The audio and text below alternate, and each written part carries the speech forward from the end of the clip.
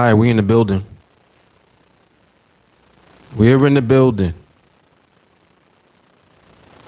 All right, y'all. So, if you're just making your way on, make sure that you like the video, heart the video, whatever option the platform that you're on gives you. Be sure to follow the TeamAlliance page if you're tuning in from Instagram or on Facebook. If you're on YouTube, make sure that you subscribe to the channel and you turn on your bell notifications, all of that stuff. All right. Let me check audio real quick. See what the audio sound like on YouTube. Yo, real quick. Yes, you're gonna people. Sound a little staticky. Hold on. Sounded a little staticky. I know why too. Hold on.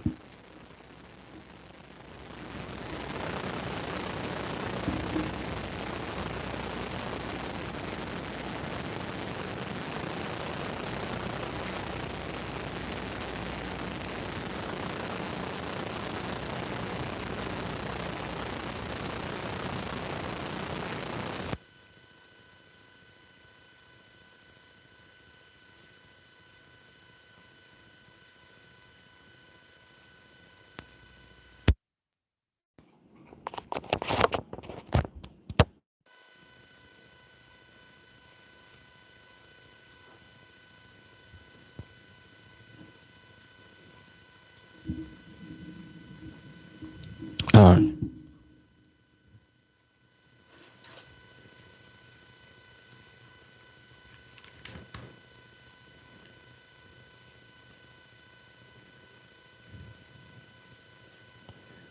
All right, that should do it. Let me see now. Let me check it again. Let me check it again. Good now. All right, excellent. All right, let me check Facebook and see what that sounds like. Facebook should be good. Let's see. Yep, Facebook is good. Check. Facebook should be good. Yep, there we go. All right. Yeah, there's a little delay on Facebook, but that's cool. As long as the audio's coming through good, I'm cool. I'm content with it. All right. All right, so Facebook's good, YouTube is good. Someone let me know how audio sounds on Instagram. And aside from that, I need to just distribute quickly. Push this out so that people know that we're live right now. On these different platforms that you guys, tune in on, whether it's Facebook, YouTube, Instagram, sometimes you get a notification and sometimes you don't. The best way to ensure that you have a good opportunity of getting notified is to subscribe to the channel if you're on YouTube. If you're on Facebook, follow the TeamAlliance page. And if you're on Instagram, also follow the TeamAlliance page, which is at TeamAlliance 2018. Now, that gives you the best opportunity to receive a notification when I'm live. Okay. In addition to that, if you're not already in the public TeamAlliance Facebook group, you need to get into the group because that will ensure that you get a notification. For whatever reason, when you are in that group, because it's a group on Facebook, when I post in there, you'll get the notification. Always. So make sure that you join the public TeamAlliance Facebook group. So if you're on Facebook already, just type in TeamAlliance Facebook group. If you're on YouTube, the link for it is actually underneath the video in the description box. And on Instagram, same thing. Just go to Facebook and type in TeamAlliance Facebook group and get into the group. All right. That way you'll make sure that you'll get a notification because for whatever reason, the notifications always come through when you're in the group. All right. And aside from that,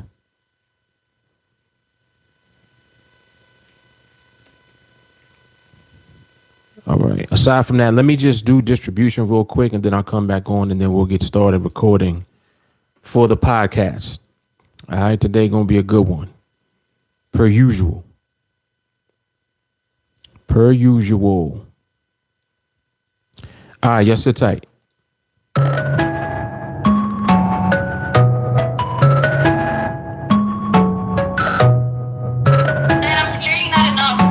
You are clearly an AP2 Yeah, they tryna at me, I'm running the race. I gotta pick up the pace. They throwing shade, but I'm gone. You gotta keep it a buck to my face. Taking that gang out of space. Expect if you stay in your place. They hating on all of my songs. I don't know what can I say. They throwing shots, what I say by His grace. God is to shoot, I'm the lace. Running around, got me stoned, man. Feels like I'm stuck in the maze. Shoot at the Oculus case. They sleeping only 96. I can't do it on my own, yeah. They judging me off my mistakes. Flow is so heavenly. Most of my friends and frenemies. They tryna bring out the beast. I'm batting 1,000, my game is elite. I'm running around in the streets. They tryna catch up, but they still can't compete. I thought they got in my sleep. He told me keep going, cause you got the lead. Count it up, all the brodies came through, then we added up. They was asking me questions, I had it up. I've been running with God, I just leveled up. They won't speak to my face, got that antidote. They been pointing me on like I'm one of those. I can see why they hate, that just ain't me. Tell me a place that I can't go. I don't think they get it, they don't understand. I'ma do it for my homies and my fans. They don't see the vision, they just see the band. Eyes on the money like a rubber band. That is number one, I follow his command. You can try it, you won't get a chance. I'ma keep on going till I can. And abiding by his plan. Yeah, yeah. They tryna at me, I'm running the race.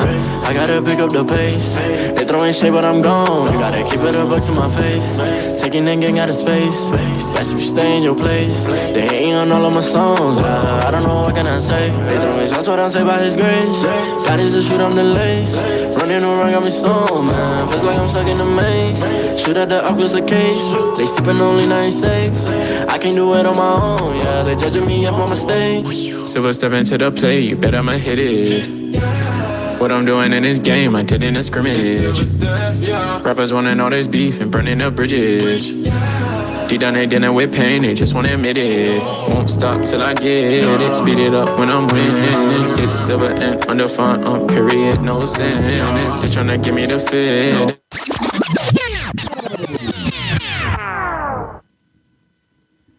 I don't know what homie he even talking about or what he's saying, but that song sound good though. I don't know what he's saying. I have no idea what he's even talking about. But it sounds good. It sounds good. All right, so we have the one thing I don't have up yet is the watch party. I need to push that out. But aside from that, I posted everywhere in all of the groups, etc. So folks will find their way one way or another. One way or another. Let me see something.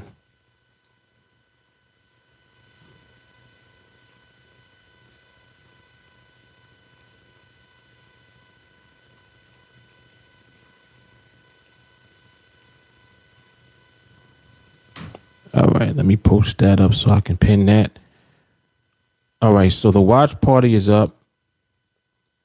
I just need to push that out. The page is up on Facebook as well. I need to open that up. Someone on Instagram, do me a favor, type in the website for the podcast. http://thebrooklynmosespodcast.com. If you don't mind. So I can pin that post in the chat over there. All right. All right, so that's pinned over here. I just need to push out the watch party real quick. And then we'll be good to go.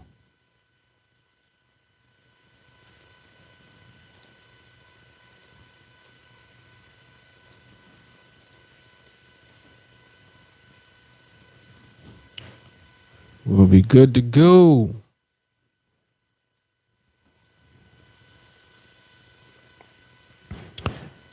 right, so we got 1, 2,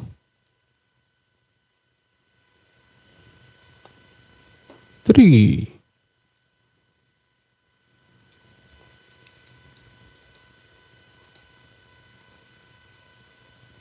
All right, so we're good to go. All right, all distribution has been done, and we are ready to begin recording.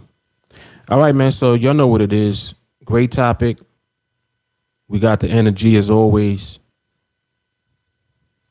We about to get cracking. All right, let's start recording for the podcast.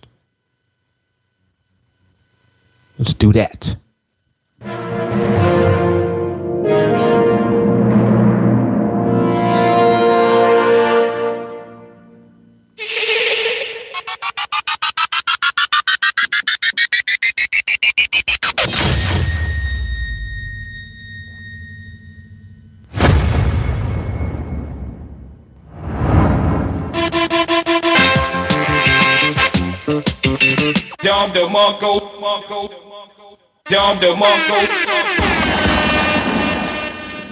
Yeah, man.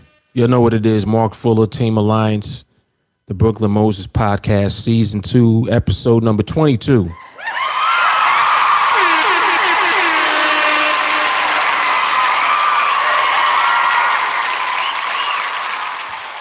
Another educational topic on deck.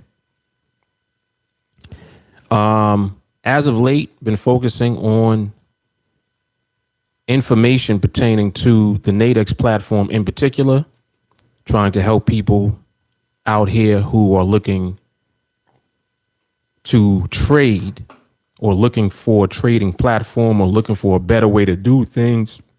Whatever you're looking for, I got something good for you that you can definitely become a part of. And I also have an entire blueprint laid out for you that you can plug into to be successful with it. The platform is called NADEX, North American Derivatives Exchange. Basically, the platform gives you an opportunity to trade a specific instrument, the same way that you're used to stocks. You might be used to crypto, may even be used to or familiar with Forex.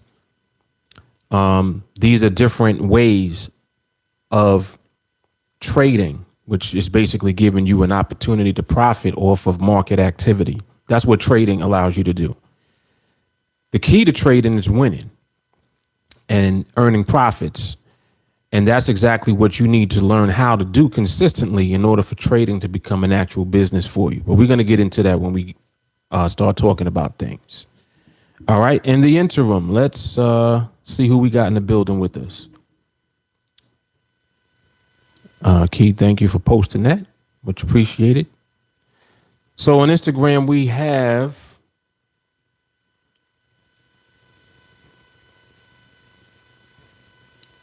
Swag is in the building. I see Phyllis Cobbins. David Dream, what's going on? I see Torre. Key is over here as well. Willis Major. Mr. James is here. Mr. Crack the Chrome. Hope I said that right. Welcome. And I see Nico also in the building. All right, cool. So IG is definitely here. Let's see who we got with us on Facebook. I see Chris Fahey over here on Facebook. Thought I saw Champ over here also. Was I seeing things right? Yeah, Champ is here as well. All right, cool. So Facebook is in the building as well. And of course on YouTube, gang is heavy as always. Let's see. Oh, let me post this before I forget it. All right, I'll do that in a minute. Maui Jeff is in the building on YouTube. Stacy's here. Ozzy's here. Chris Fahey's over here as well. Kalisha's here. I see Jackie. We Press Ace 1. Melanie's here. Key is here. Mo is here. Bailey's over here. I see Muffin Woman. I see Orion, Vision, Peter Leonardi. Dale, what's going on? Tim G. I see Tavares. Jason, what's going on? Melanie, and I see Parable as well. All right, man. We here. We in the building.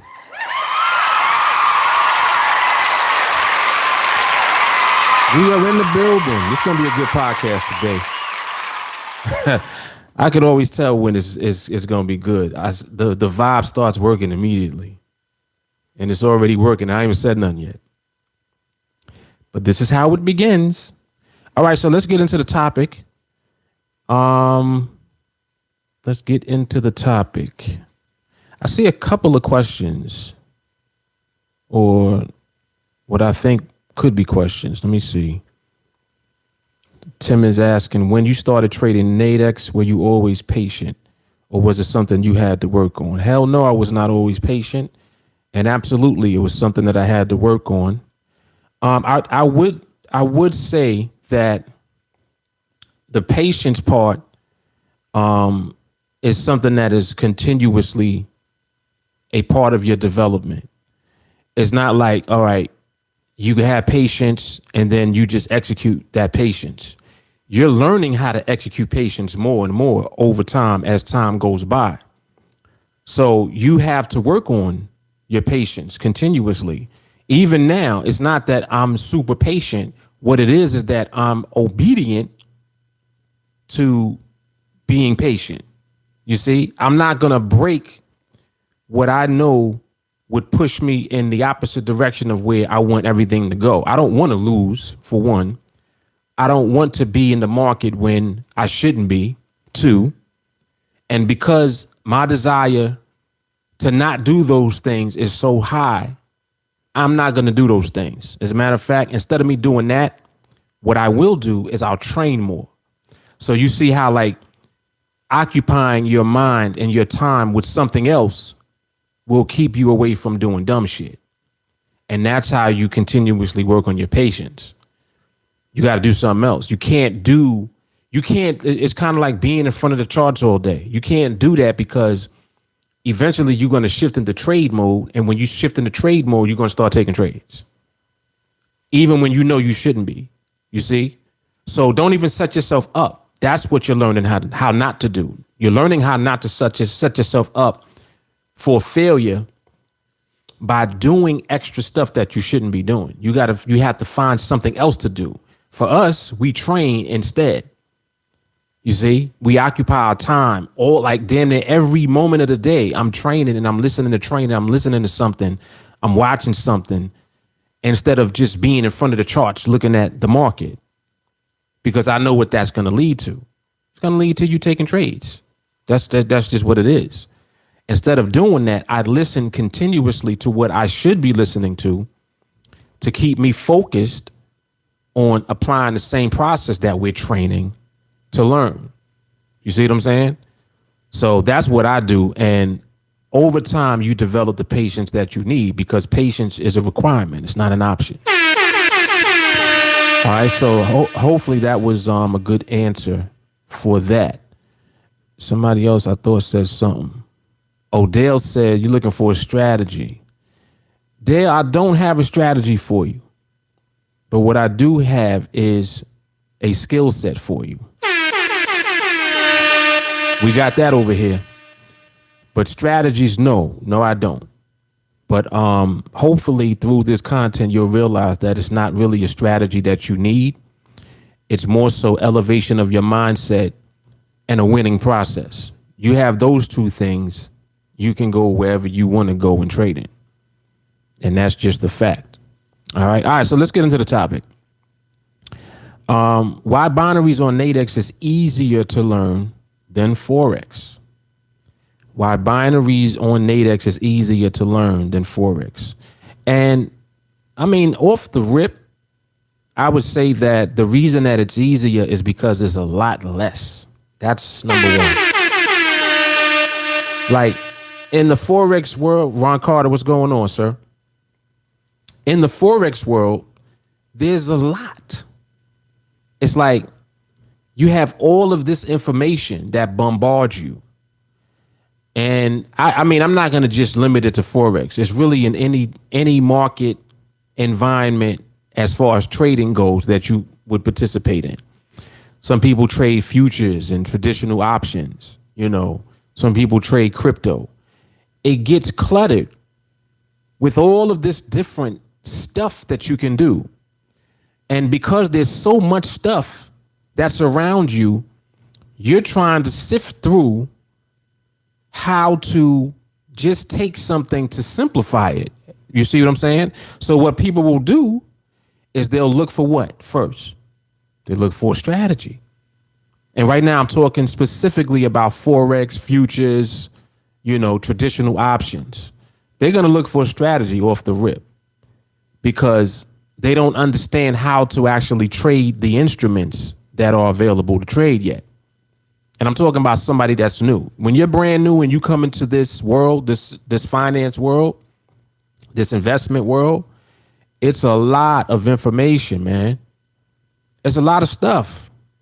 Even people in the stock market, same thing. It's just stuff everywhere. You know, when you sign up on a platform, you know, and open an account, as soon as you open up the chart, when you open up the charting platform, it's just overwhelming.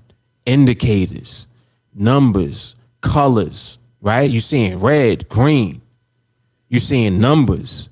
You're seeing charts. You're seeing candlestick charts. You can have a candlestick chart. You can have a bar chart. You can have a line chart, right? You got time frames, 1 minute, 5 minute, 15, 30, 1 hour, 4 hour, daily, weekly. Some of them have even more time frames. On what chart is that I look at from time to time? I keep this up because I see other people use it. I forgot what it's called. Is it trade? It might be Trading View. I think it's Trading View. Trading View even got 6 day. Let me see something. Hold on. Let me show you how many time frames they got. Yeah, they got. Look at this. Look at this. They have 5 minute, 30 minute, 1 hour, 3 hour, 6 hour, daily, weekly, monthly. It never ends.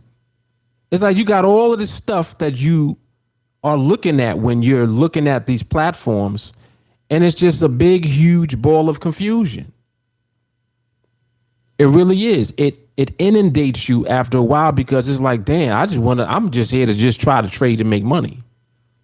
But you're here looking at all of this and it's like, well, this is a lot. So what am I supposed to do? All right, let me see if I can find some type of strategy.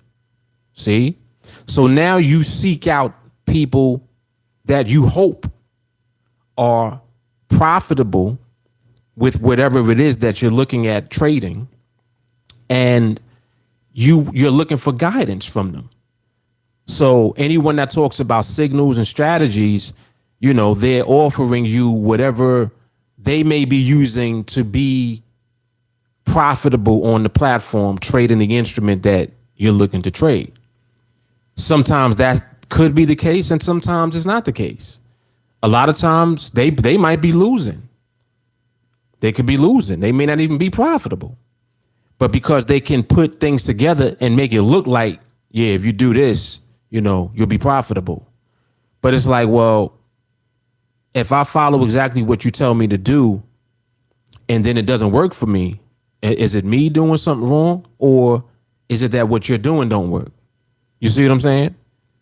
And if they don't get into mindset, it could be you. It could be you. It might be your mindset. Maybe you're not patient enough waiting for, you know, everything that they're telling you specifically to look for to come into fruition before you ultimately take the trade. It could be a number of things, you know. That's as far as like strategies and stuff like that goes. When it comes to signals, all right, they're telling you, all right, so we're going to buy such and such at this price. Here's the entry. Here's the price we're going to exit at. Here's the stop loss. Cool. All right. So now you got signals. So now you take those trades and you hope that they pan out. But you don't know if they're going to pan out or not. The only way that you're going to know is by taking the trades. So now you got to keep up with all the signals. How many signals do they issue? How much risk should you put on one signal? What's the size of the trade that you should be using? What size lots should you be using? And right now I'm going into Forex a little bit deeper. What lot size should you use? What leverage should you use? How much leverage are you using? You using 1 to 100? All right, so how many lots? These are all the questions you got to figure out the answer to. You see, like I'm just talking about Forex right now. You got to figure all of this stuff out, and you didn't even take a trade yet. So as you start to figure stuff out, if you're like me, you're going to use real money to try to figure everything out. That's what I did. Now, the difference with me is that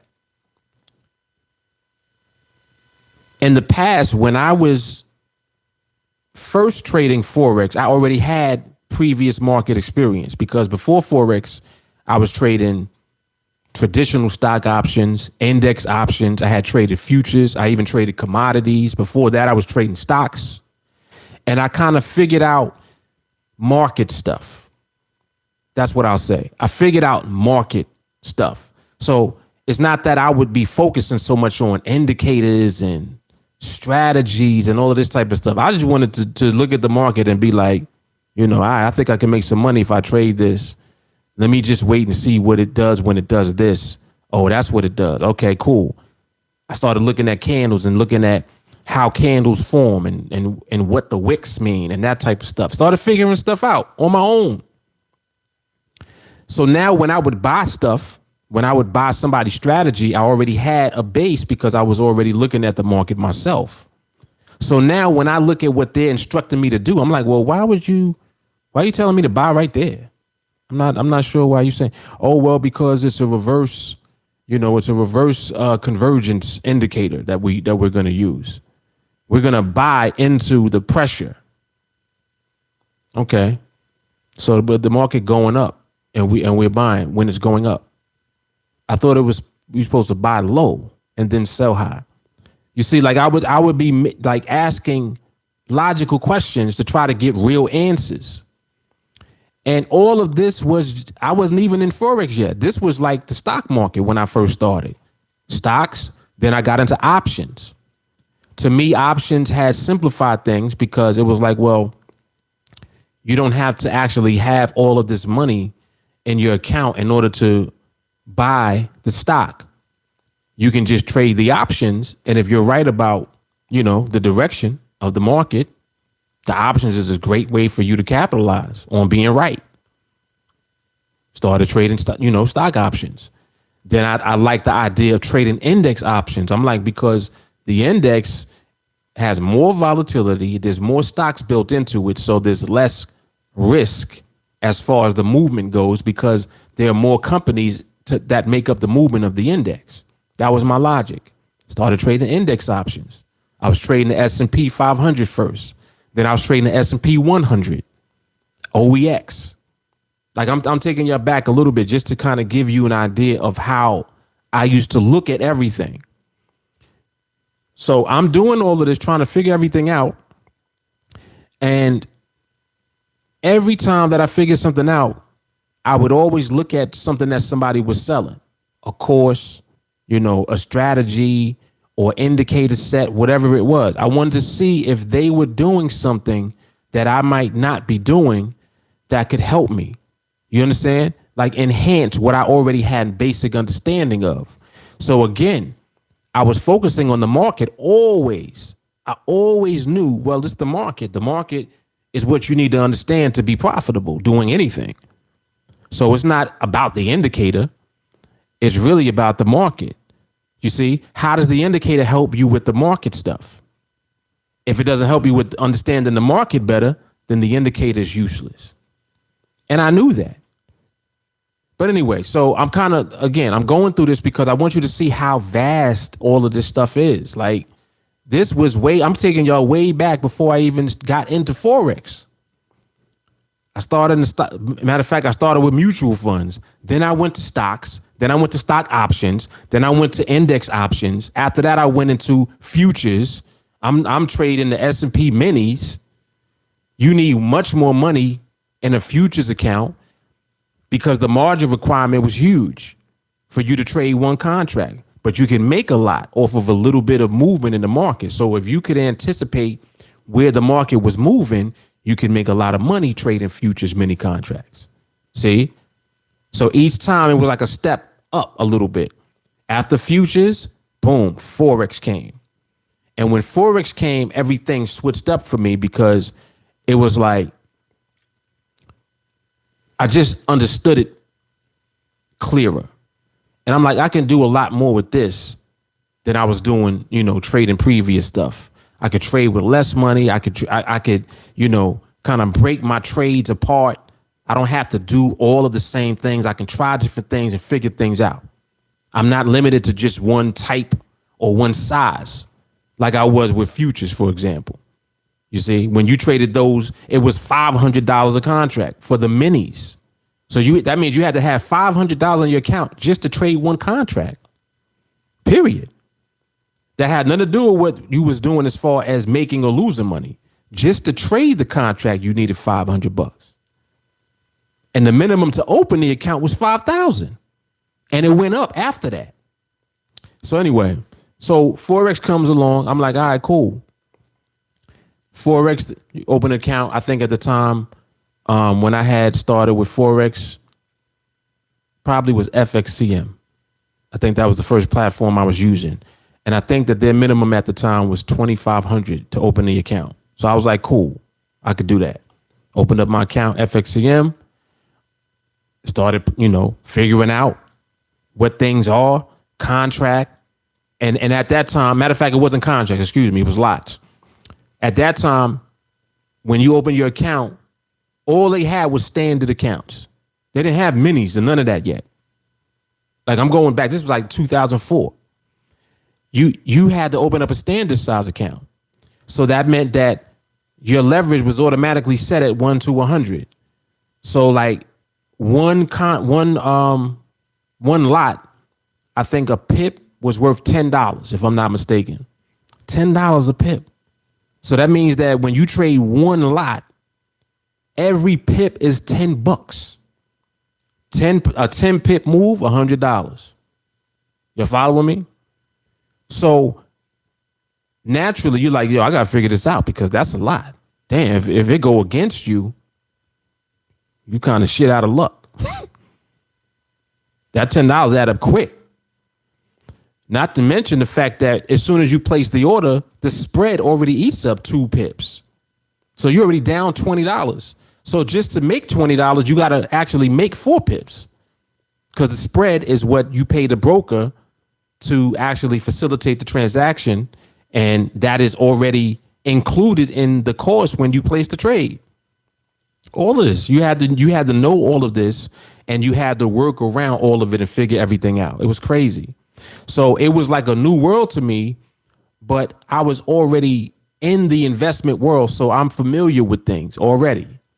So I'm like, let me just figure this out. First of all, let me stick with a currency pair with the lowest spread. That was my first logical thinking. What was the lowest spread pair at the time? Euro dollar. Euro dollar was anywhere from 0.5 to 2 pips was the spread. It depended on the time of the day or if there was news and stuff like that. So FXCM, that's where I started at. Now I start figuring things out. I start actually making money and trading. What happens? They calling me every time I make a withdrawal because I'm making big withdrawals. Once I figured out how to actually trade and make money, and y'all kind of know this about me anyway, once I know and I'm confident, I'm all in. I'm all in. So I'm trading big ass lot sizes, 20 lots, 30, 50 lots on one trade. Like you gotta understand, one lot is $10 a pip. You're following me, right? So if I got 20 lots on, how much per pip is that? $200 a pip. So one pip move is $200. You're following me? I'm trading 20, 30, 50 lots because I figured things out. And I'm all in because my confidence level is up here. as I'm figuring things out. And again, no demo. Didn't even know they had a demo. You following me? Didn't even know they had a demo. Later on, I found that a guy that I used to know at the time was trading in Forex. He told me one day, he said, why don't you try your stuff out on demo? I was like, what's that? He's like, what? Like, what do you mean demo? What's a demo? Didn't even know they had a demo account. So here I am using real money, figuring everything out. In a standard size account. $10 a pip. So anyway, I'm saying all of this because Forex is a very popular thing nowadays. Like as far as, in the trading world. Very popular. Like everybody's using MT4 and trading Forex. It's all these EAs and robots and automated this, automated that. People on the phone using MT4. I get it. Everybody likes MT4, MT5. Cool. I understand. Very popular. Everybody and their mama trading Forex, right? Is it easy? No, it's not. And it's not easy for one. And also, when you start to look for guidance, it's very difficult to find good guidance. Like it's hard to find somebody that actually teaches you real stuff that you can use effectively in the market. Most of the time, anything that you do is going to be something you figured out on your own, not something somebody else told you. You understand what I'm saying? It'll just come from your experience with how you're looking at the market. And then, you figuring out how to become comfortable with what you see. Some people like scalping. You see, some people like swing trading. Some people like the intermediate term trading.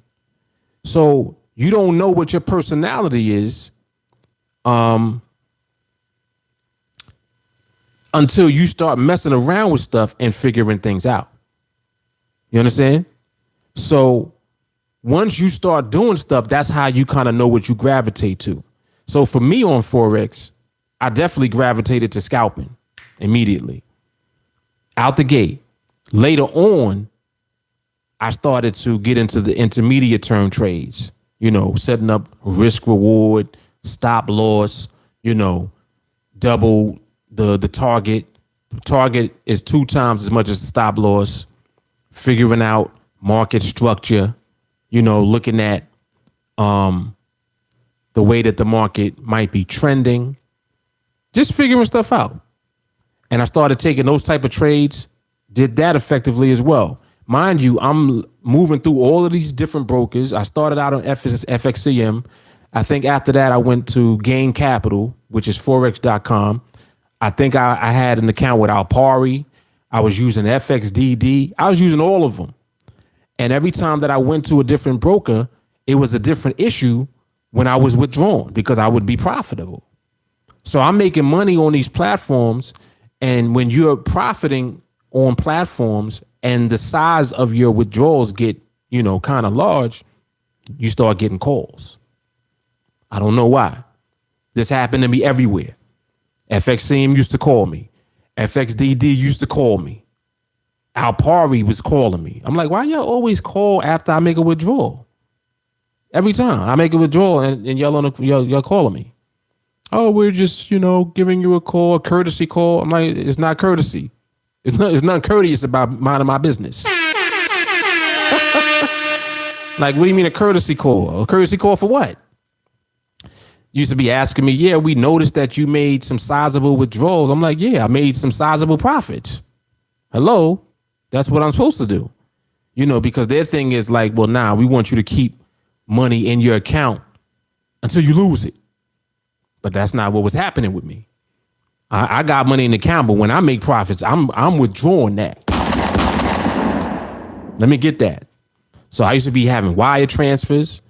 It's crazy too, because I found old, you used to have to submit a form. It wasn't like online how it is now with everything. Now, click of a button, you make a withdrawal. You used to have to download a form, fill it out, sign it, and then send the form back to them. You had to fax it back to them. Then when they got to the fax in the queue, Then they got to the withdrawal and process your withdrawal. So it took like 3 or 4 days. I used to be having to go through all type of stuff. So naturally, when the withdrawals were big, they would always call me every time. There was times I was withdrawing 10,000, 15, 18,000. And they're like, yo, what are you doing? I'm like, I'm trading. What do you mean? What am I doing? In other words, they're saying, what are you doing that's making money like this all the time? I'm like, just figuring out the market and figuring shit out. Like, what do you want me to tell you? But anyway, so just a lot, man. Forex is a big thing. It's not little. It's popular now, and it seems like everybody can do it. But no, don't get it twisted. You have to figure out a lot just to trade in the Forex market. There's different ways of trading in the Forex market. You understand? Scalp. You can do that. You can trade intermediate term. You can swing trade. Right? Bunch of different ways that you can go about doing things. You got to figure it out. So it's not cut and dry like, all right, here's Forex. This is what you do to make money. And that's it. Go ahead and get busy. That's not what it is. You got to figure out how you're going to trade. You got to figure out how you're going to manage your money in the account and your risk reward. How you're going to manage the leverage in your account. How much leverage are you going to use? Why are you going to use that much leverage? You see? You got to figure out a lot of stuff. So now let's compare that to NADEX. And this is where it gets exciting.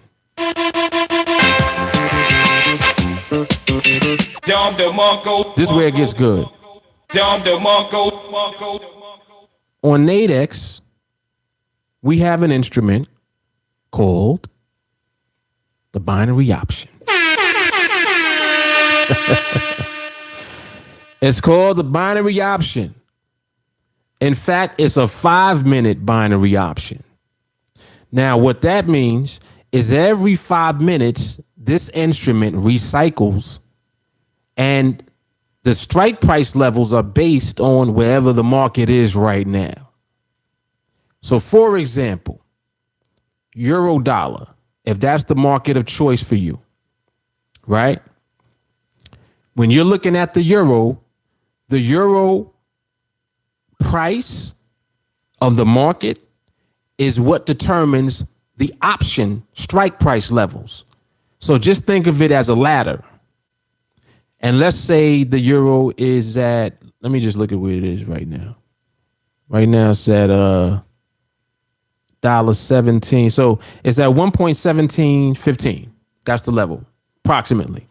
So if it's at 1.1715 on the binary ladder, you'll have levels right above it, levels right below it, and then levels very close to that price level.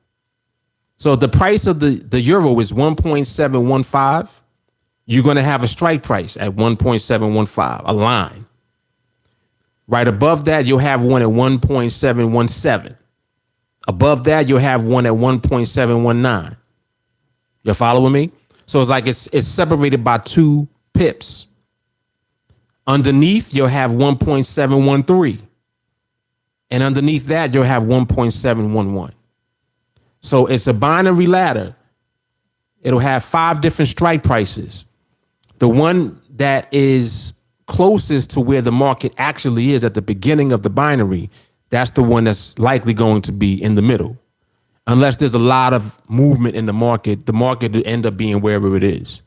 But the strike prices will already be populated based on the price level of the market itself. Y'all with me? Very simple. So now every 5 minutes, the levels repopulate themselves based on where the market is now. Right? So there's always going to be an opportunity now. Every 5 minutes, you have new price levels. And of course, whatever the market is doing determines how the market is moving. It could be volatile, moving all over the place. It could not be as volatile and be moving somewhat less. It could be slow and moving just consolidated. It could be doing a bunch of different things. The market has different environments and it has different behaviors. Now, environment and behavior describes the market itself. It has nothing to do with the binaries. The binaries are just price levels that represent a line in the sand. And the way that the binary works is simple. Whatever direction that you select for your trade, the market just needs to remain either above or below the price level, the strike price level of the option that you've decided to trade. That's it. So again, let me use the example of the euro. If the euro's trading at 17.15 and there's a strike price at 17.15 and you want to buy it,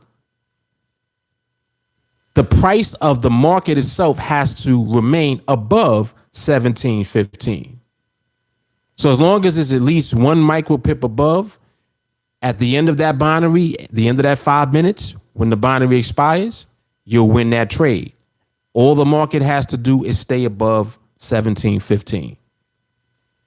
You're following me?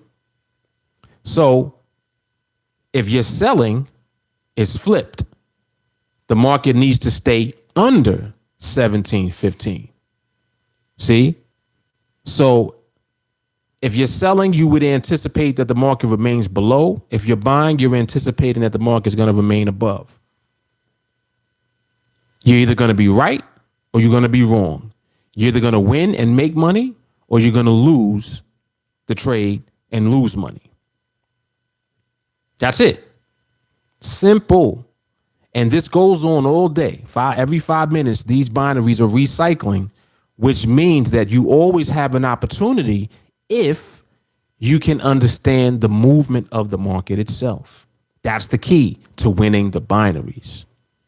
That's the key to consistently profiting from the binaries. If you understand the movement of the market, you'll know how to anticipate what the market is going to do at the end of the binary. Does that make sense? So if you study the market, now here's an instrument that you can use to trade. You're trading your understanding of the market. You're not trading binaries. See, if you try to trade binaries, you'll lose because it's just coin flipping. But if you trade your understanding of how the market moves, now you're talking about being profitable when you trade, because it means that you'll study, observe the market, you'll wait, you'll remain patient before you do anything because you understand the behavior of the market. You know that now is not a good time to be in a trade versus now, is there a trade? Is this a good trade? Is this a bad trade? Has nothing to do with the trade. It has everything to do with, is now a good time to be in a trade? You see? So as long as you can isolate that and maintain that thought process, you'll be able to position yourself to win consistently on NADEX, trading the binaries.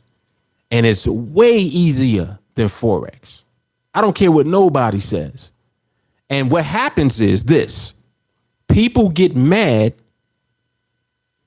at the NADEX platform and they get upset with me, of course, because they're like, well, NADEX is like gambling. No, it's not. No, it is not. It's like gambling for you. And I'm going to tell you why it's like gambling for you. It's gambling for you because of one thing. You do not understand the market. That's the reason why. That has nothing to do with NADEX. So let me rewind. Hold on.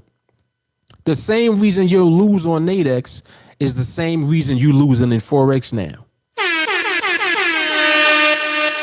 Because I know some of y'all come from Forex. And I know that you're losing. I'm not talking about winning sometimes. I'm talking about consistently winning and being in profit, being in the green consistently. You're not doing that in Forex. I already know that. I know that already. Now, when you come onto the NADEX platform, It's so simple that you have to be right in order to make money. See, in Forex, you can be wrong right now. But as long as you're able to sustain the drawdown of your position, you can hold that position until the market comes back, can't you? Right? Am I telling the truth? Some of y'all be in trades for a month.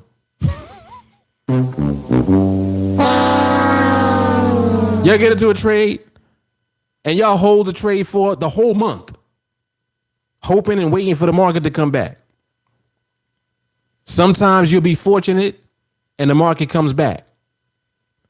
And then you'll feel good. I'm not, these are good trades that I took. Really? Your drawdown was 40%. You had a 40% drawdown. So that means if you had $1,000 in your account, you was down $400. $600. That's all you had left in the account. And a portion of that was in the position. Come on now. I know what I'm talking about. I know what y'all be doing. So when you tell me about your success in Forex, is it really success? Because you got to think about it. What happens when that drawdown gets too big or you double up the size of your lots, thinking that the market's going to come back up? It's down, but you think it's going to come back up, you double up. And it goes down even more. See, you can afford to be wrong if you're able to sustain the drawdown. If you can't sustain the drawdown, you get that margin call, right? Or you get stopped out. Come on now. Am I telling the truth? So understand, like, don't fool yourself. You got to be fully transparent with what you're actually doing. If when you get into a trade, that trade does not move into profit right away, you got problems. You got problems. Your timing is off. Whatever you decide to do at the time was wrong. It is what it is. Hopefully you don't get stopped out. Sometimes you don't get stopped out and it goes in your direction. Cool, I understand. But that's not always happening. That's the point I'm making. That's the point. So now take that same way of trading and come to NADEX and see what happens. NADEX, you can't afford to be wrong. Hold on. With a binary, you can't afford to be wrong. You got to be right. So the proof that you're making money is a winning trade. The proof that you're making money is consistently winning your trades. You can't fool us. You see? If you're wrong, you're going to lose the trade. You can't afford to be wrong like you are in Forex. This is another reason why it's easier to learn this. Because this is going to force you to learn about the market. I don't know what you're doing in the Forex world. I honestly don't. A lot of you are using strategies, different indicators, all type of technical analysis. Some of y'all trade the news, whatever it is that you got going on. I understand. Some people sum it up to, it's money management. If your money management is good, it doesn't matter how many trades you actually lose as long as your winners are bigger. Yeah, but are you doing that is the question. I'm not talking about hypothetically what you could do. I'm talking about what you're actually doing. Are you doing that? That's the question. So don't give me the hypothetical. You see what I'm saying? What are you doing? That's the question. So you're much better off by understanding the difference. There's a big difference between traditional Forex and trading on NADEX. There's a difference really between anything else and the binaries on NADEX. And that's why I'm bringing up these topics, because I want to at least give you a chance to see the difference and then make an educated decision afterwards. Because some people will just sum it up to, NADEX is like gambling, because they don't understand binaries and they don't understand that you can actually learn how to interpret the market in order to win binaries consistently. They don't get that part. See? Nobody ever explained that to them. So because they can't figure it out and they keep losing, and especially when you won trades and then you lose, I know that hurts. It stings. Damn, I was 5-0. Then I lost. Gave all my profits back. NADEX sucks. No, NADEX don't suck. NADEX is giving you the greatest opportunity of your lifetime. You just don't know it yet. You just don't know. And not knowing is going to be a detriment to you. Because you'll leave a platform like NADEX chasing Forex. You'll leave NADEX. Like some of y'all will come to NADEX and then leave. Talking about, oh, no, I'll do better. I did better on Forex. Did you? Be honest. I doubt it.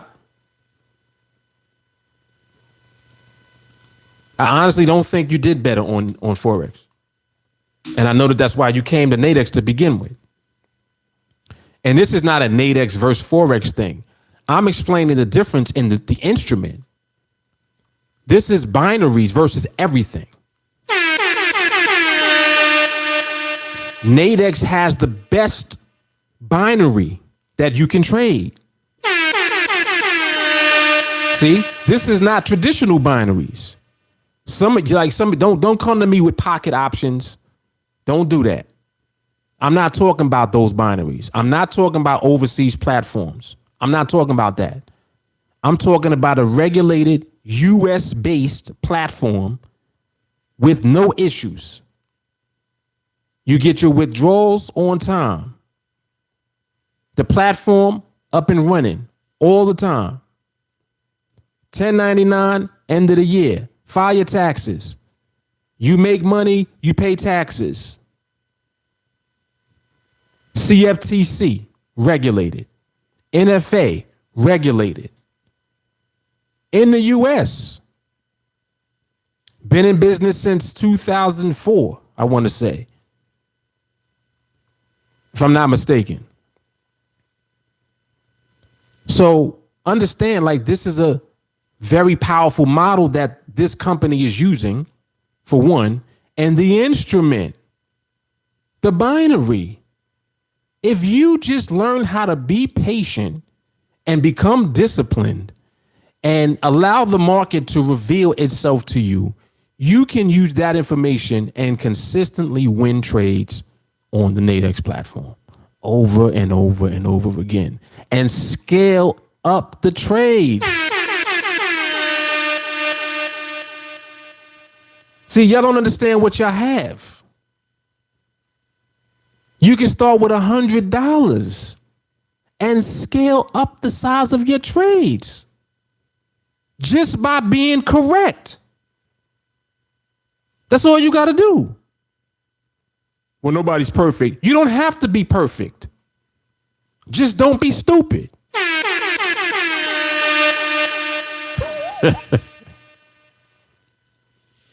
Yeah. Every time I talk about this shit, I get excited because I swear people don't get it. They just don't understand it. They don't understand. For you to leave NADEX and do anything else, you don't understand it. You just don't get it.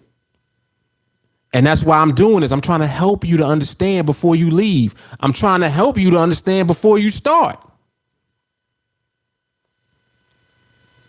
Some of y'all trying to figure out where to, oh yeah, I want to make money. I want to learn how to trade. All right, NADEX. Binaries. That's the best thing, period. Well, what about crypto? What about crypto? I don't trade crypto. I buy Bitcoin. Let's not get it twisted.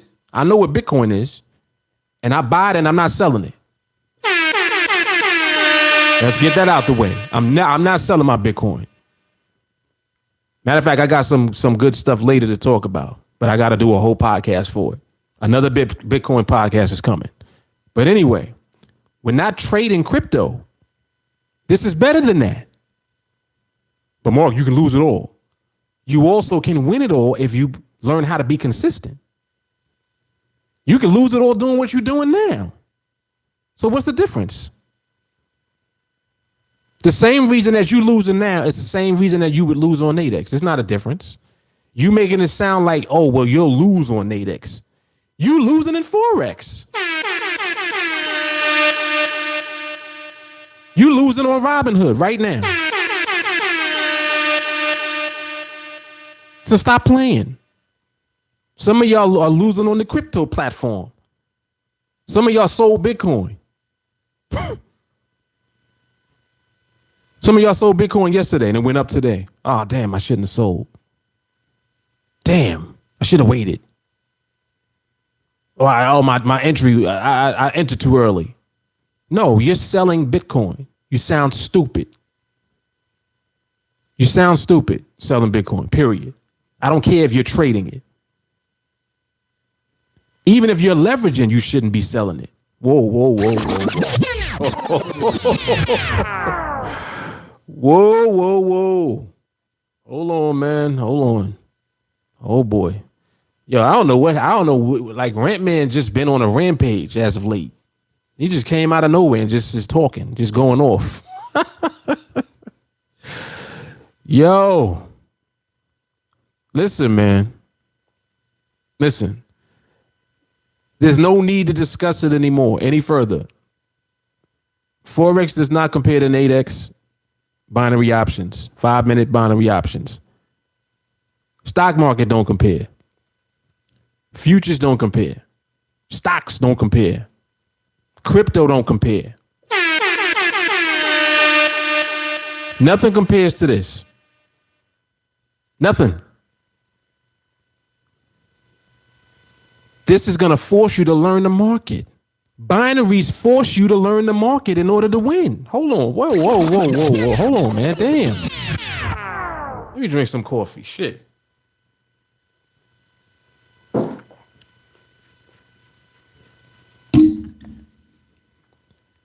Binaries force you to learn the market. Some of y'all don't know nothing about the market. You have to know about the market to win binaries. You have to know the market to win binaries. You can't get off being wrong at first and then you right a week later. No. You got to be right now. You got to know the market now. All right, let me cool this. Shit. You need to down DeMarco, man. Dom DeMarco.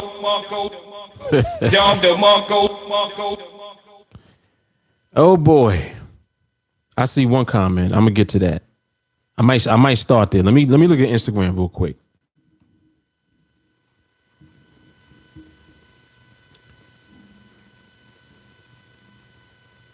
Tracy, what's happening? Nicole Murphy, what's going on? Torre said noissues.com. That's NADEX all day. Yep, scale city, exactly.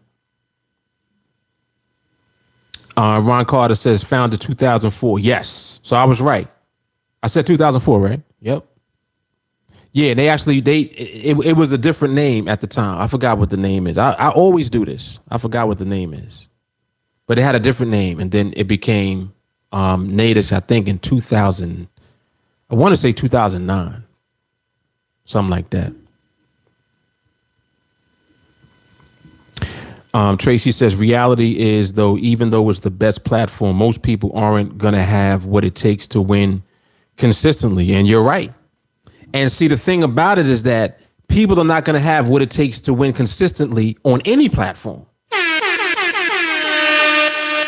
So that statement right there applies to people wherever they are. That's not just a NADEX thing. Does that, like, y'all understand what I'm saying? That's a people thing. People don't have what it takes to win anywhere. Come on, man. Thank you. Yes, Head Street. Thank you, Ron Carter. Yes, sir. Head Street, exactly. Look, Jay Carly on it too. Up the vibe. All right, so let me come over into the comments real quick. Let me see. Somebody has said something interesting that I wanted to respond to. Dale says, I left NADEX a year ago to Forex and now I'm back to NADEX. Come on now. And see, understand, I'm not promoting NADEX. I'm promoting the best opportunity that there is, period, when you have the right mindset. See, when your mindset is right, you'll figure out how to become in tune with the market. When you become in tune with the market, you can apply that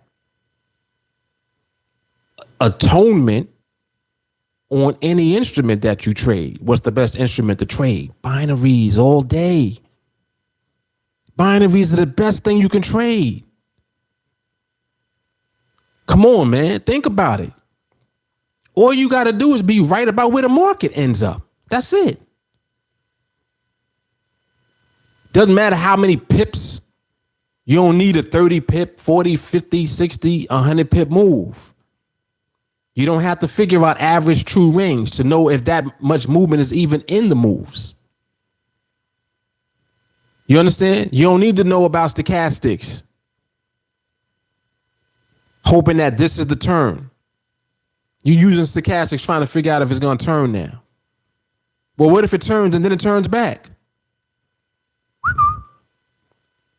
You trying to pinpoint tops and bottoms.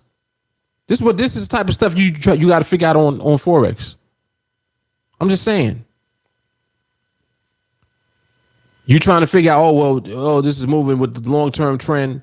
Yeah, but it's a retracement. It's a retracement inside of a long-term trend. How big is the retracement going to be? Oh, let me put a Fibonacci on here. Then you got to make sure that you use the right levels for the fib levels. Otherwise, the fib levels will be wrong. You got to make sure that you use the correct swing. Well, which swing did you use? Oh, well, zoom out. Go to the daily chart. Oh, I didn't use the daily. I used the 1 hour. Oh, might be a different swing. See? You got to know that the further out that you go in the time frame, that's going to be more accurate for your Fibonacci retracement levels. Did you know that? Did anybody tell you that? Or nobody told you that? Come on, like it's a lot. You see like how much, who knows that? Who knows which swing to use to draw the fib? Come on, man. It's a lot. It's a lot, bro. But anyway, so let me come back.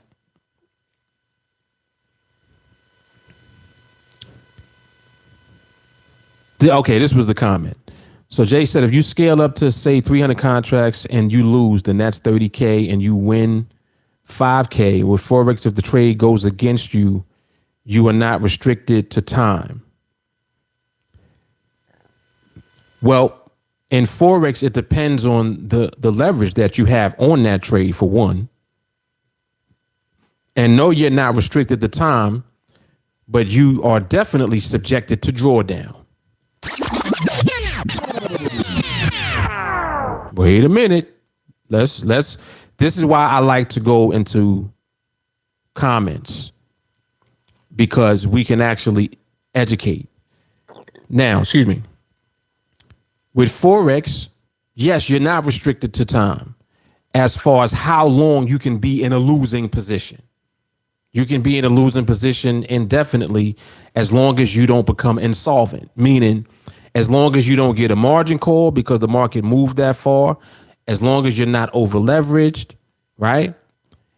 As long as those things are in place, yeah, you can be in a trade and it goes against you, and you can try to trade other trades or do whatever you're doing. I don't know what you're going to do. But when you in a drawdown that might represent 25% of your account, you're in that trade hoping it comes back. Not knowing anything.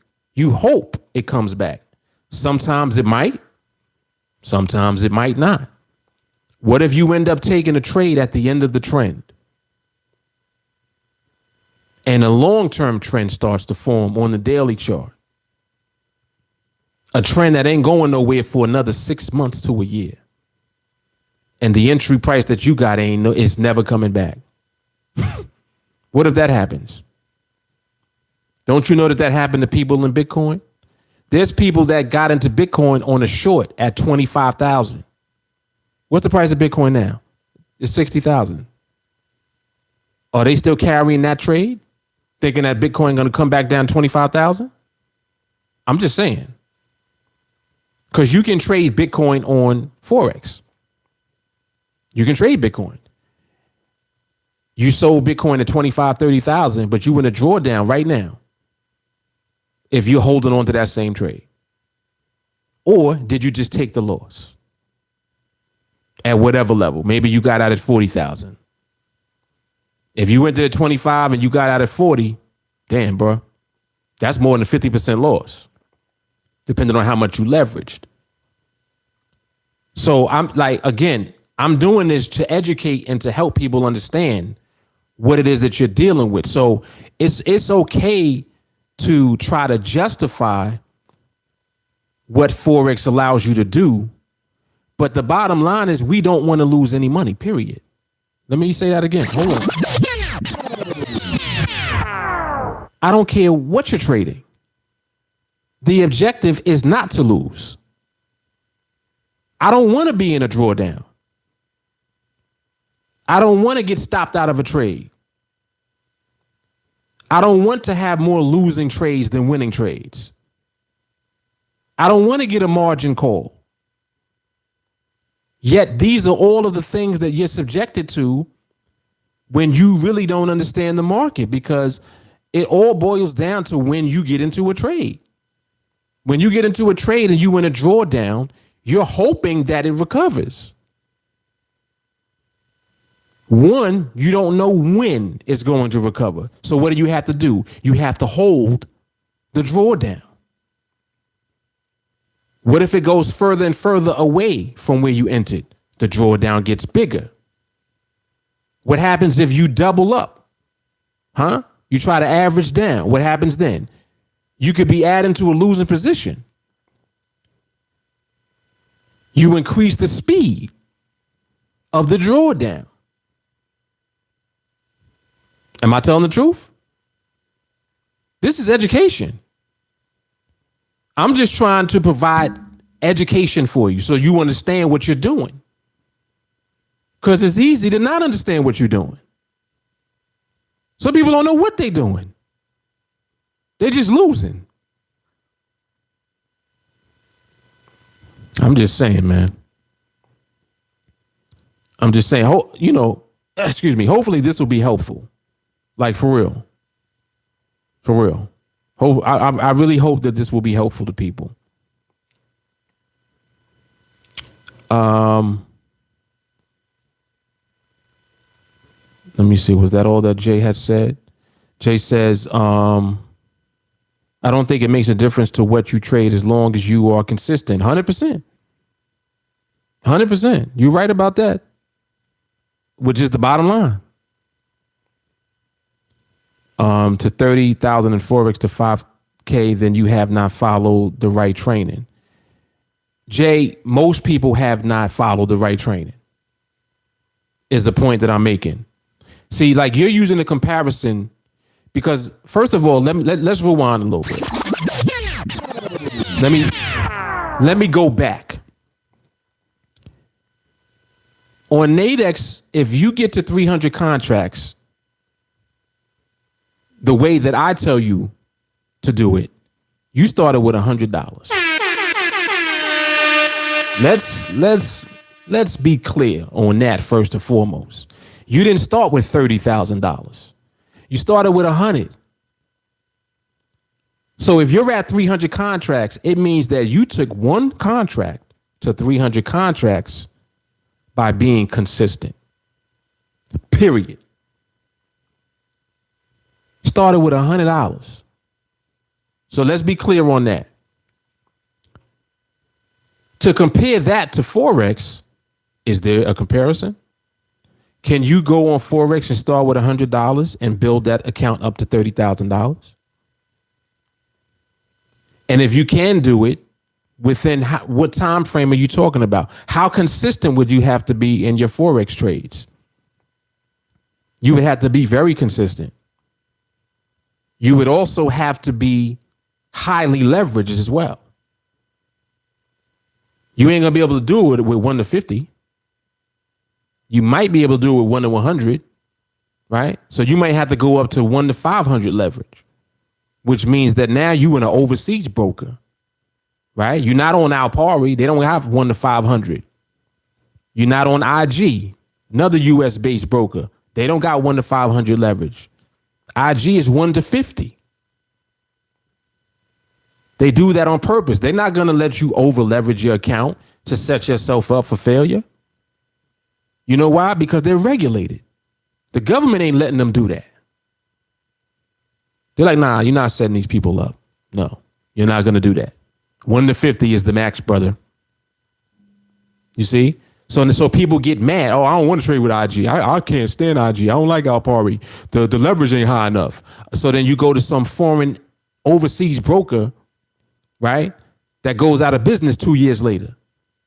But they had one do 1,000 leverage. Like, come on, man. Come on. So again, education, information is power. A lot of people don't know about what I'm talking about. But hopefully now when you watch this, you'll become informed and you'll make better decisions. Stop messing with these overseas brokers. That's first of all.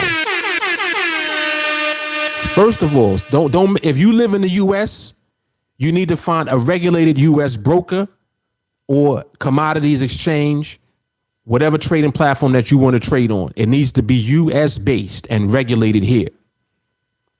Period. Period. TD Ameritrade, regulated in the US.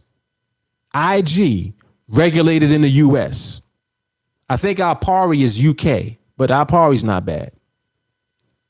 NADEX, US.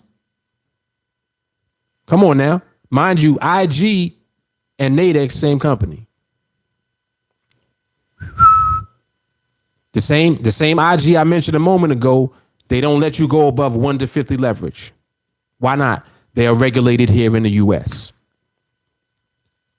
And they do not want people to over leverage themselves so that they can set themselves up and then complain about the broker. I'm just saying, man.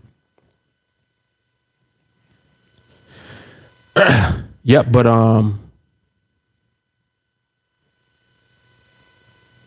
yeah, I don't trust none of them. I don't trust nothing overseas like that. Nope. I mean, they have to have a long history of success for me to even consider even looking. I'm just saying. Even for crypto brokers, be careful with those too. Where's Coinbase located and regulated? United States. What platform did I tell you how to go to buy your Bitcoin from? Coinbase. Another one is Kraken. US based.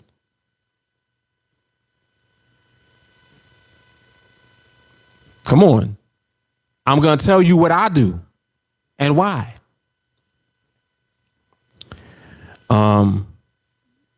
So he's saying, now I get what you're saying, but I prefer Forex as I'm not limited by time. I mean, you can feel free to trade whatever you want to trade, but I'm explaining the differences so that people can be informed about the difference and understand that there's a clear difference in what they really ultimately need to be able to do, which is be consistent in the market, period. So whether you're on NADEX, whether you're in Forex, whether you're on Robinhood, whether you're in the stock market, whether you trade derivatives, futures, options, you on TD Ameritrade, you got Thinkorswim, you got TradingView. I don't care what you trade, Forex, whatever you trade in. Learn how to be consistent in the market. Learn how to understand the market and then apply that information to your trades. So that shit makes sense so that you can be profitable and make money long term. I don't want to hear about what you did last week. Oh, last week I made some money. I was pretty good. and then this week you in a drawdown? What good was last week if you in a drawdown this week? This is what I'm explaining about NADEX. Binaries, you can't afford to be wrong. Whoa, whoa, whoa, whoa, whoa. See, you can't play no games. You can't slip through the cracks.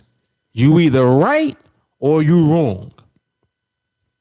That's why I said binaries and the NADEX platform, these binaries, they force you to learn the market because that's the only way you're going to make money consistently.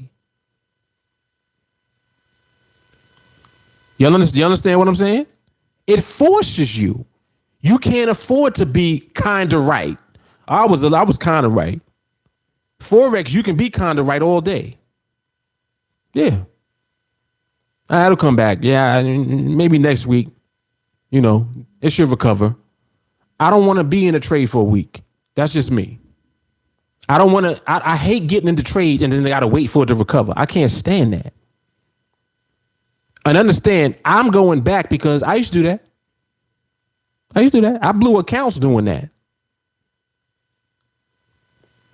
There was a time where you just shouldn't have went short on nothing.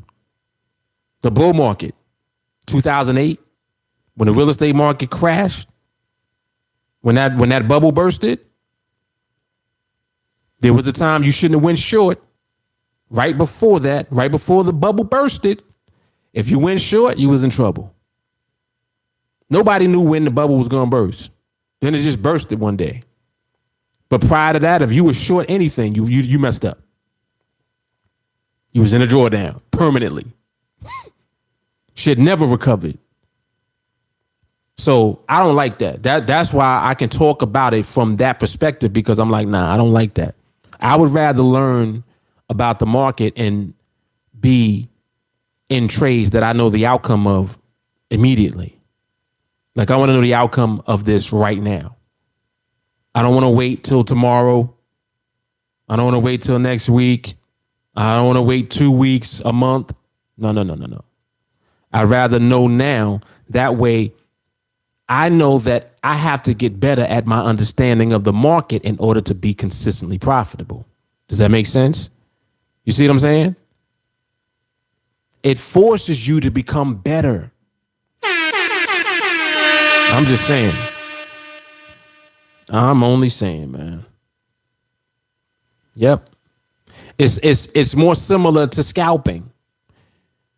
Think of it like scalping with a larger account. Big ass contract sizes, big ass lot sizes, excuse me.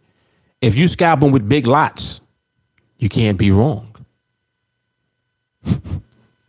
If you got tremendous leverage, $20 a pip, $50, $100 a pip, can't be wrong. You gotta be right.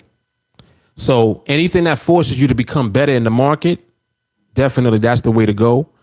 And just like I'm explaining what NADEX and the binaries are allowing you to do, it's like you got to be right.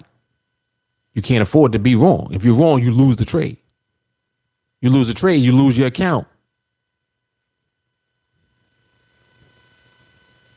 Because I'm telling you that you should be maxing out the account. Well, Mark, why are you saying that? Because it's risky. No, risky means you don't know what you're doing yet. Once you learn what you're doing, you take 100 to 30,000. Whoa. Hold on. If you could take 100 to 30,000, you know what you're doing. And ain't nothing risky about that. What's risky about your little $100? I'm just saying. It's not the $100 that got you there. It's the skill that got you there. That's the difference. That's the difference.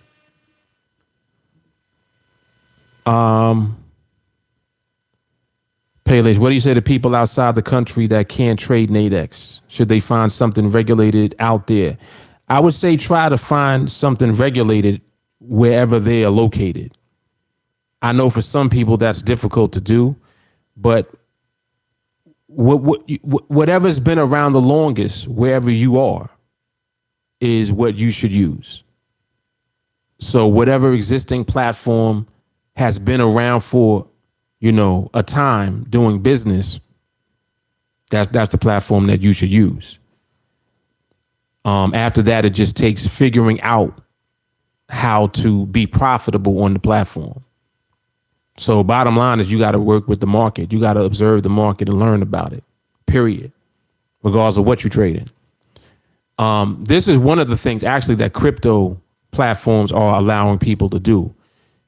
Crypto is available in a lot of different countries, a lot of different regions, with the exception of the places where they're banning cryptos. They ain't letting you use the platform if the crypto was banned in the country.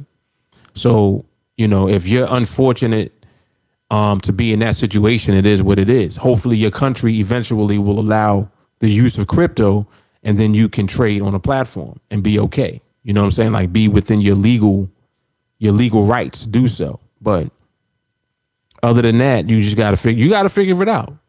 I don't have all the answers. I'm only trying to help people make informed decisions and become educated as far as trading goes. Some people focus too much on trading. Trading put it like this: making money in trading is not about trading. Making money in trading is about understanding the market. How to use the information from the market to apply to a trade so that you can make money. That's what trading successfully is about. And that's what I'm about. I ain't about nothing else. I don't want to lose.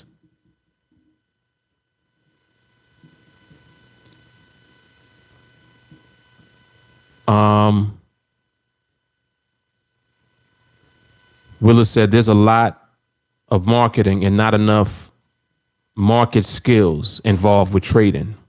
You ain't lying about that. Ron Carter said top-down analysis, mind-boggling. Yes, sir. Anthony Abney, what's going on? Willis says, I meant to say there's a lot of getting people signed up for a group in IML and having people lost in the market. Yeah. I did a podcast talking about the MLMs too, just to provide, some insight and some educated, information with regards to the difference between an MLM and trading. It's like, you want to learn how to trade, just learn how to trade. You don't have to get into an MLM to learn how to trade. And that's not to take anything away from the value of whatever they might offer. I'm not saying that what they offer is not valuable, but just listen to what people say about it, and it kind of will clue you in as to what it's really about. It's like, it's more so about you recruiting people into that MLM. That's really what the focus is and what the core is for making money. It's like the focus ain't on trading. So there's a big difference.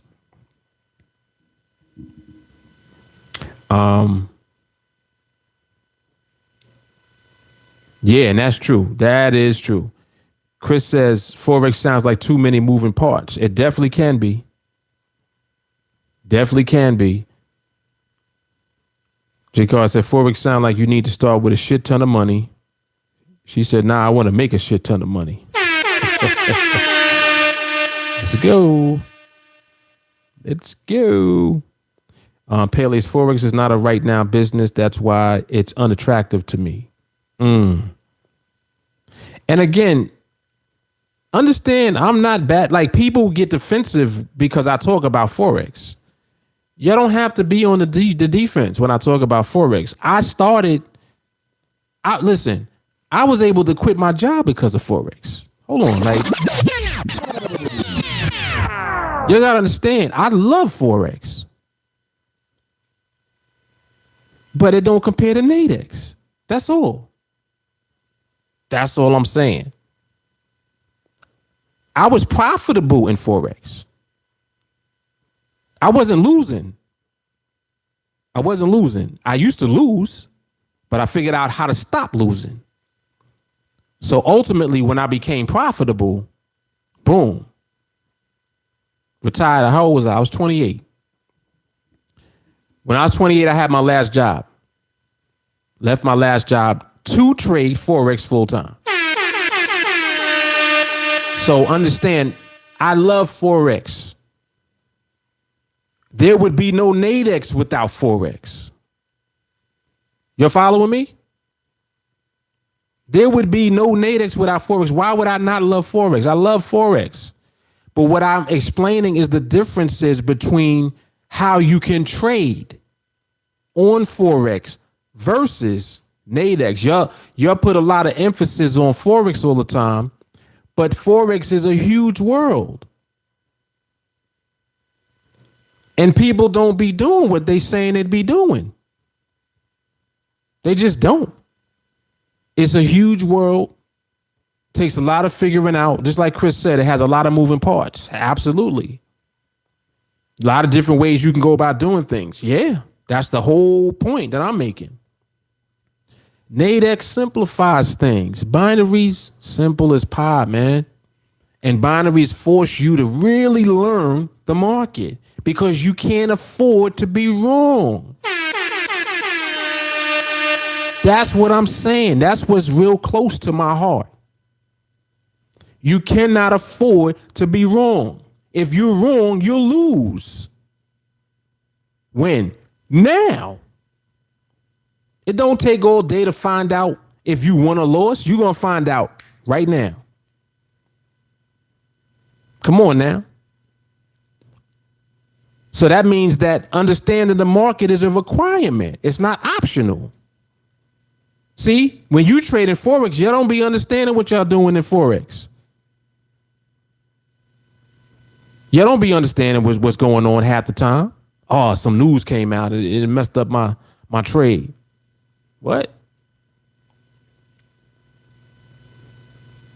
So again, I'm helping to bring light to the dark. Because it's dark. It's too dark. It's too much stuff blocking the light. Can't see nothing. And again, this is just from my own personal experience. But like I said, Forex, that's how I was able to quit my job. Come on, man.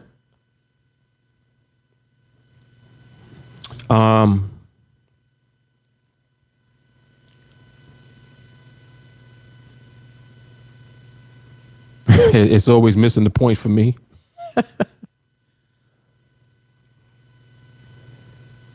Mr. Johnson, you can start with Forex with $10 if you know what you're doing. What's good, man? I'm a Forex trader. After 3 years of training, it's finally started to pay off. It takes that much time.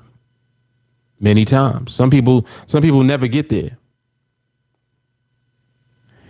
Jay Carly said, folks stay on the defensive because they have no receipts, but that's none of my business. Yeah, that's very true. That's very true. Peleus, Mark loves Forex, but loves NADEX better because it's easier. End of story. Pretty much. Fawn said, I trade Forex, but I follow you because you're the only one that talks about mindset. Right. And that's what I'm saying. If you really listen to what I'm saying, I'm not telling you not to trade Forex. I'm not saying that at all. You just heard me talk about a bunch of Forex stuff just earlier in the podcast. I was talking about all type of shit. Drawdown. That's Forex. Fibonacci retracement levels. Which swing to use to draw the fib out. That's Forex talk. Fractals. Forex. Pivot points. Forex. Scalping. Intermediate term trades. Swing trades. That's Forex. I know about Forex. Like I said, I learned about the market through Forex. I learned how to understand these currency pairs and how they be moving. I used to understand average true range. I used to be trading the pound yen. It had a 20 pip spread. You know what a 20 pip spread is? When you trade in $10 a pip? 20 pips. It means you down $200. The market didn't even move yet. Hold on. Y'all listening to me? I used to trade the pound yen with a 20 pip spread.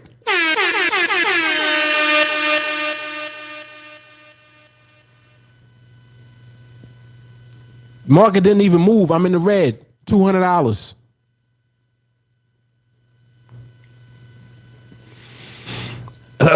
All right.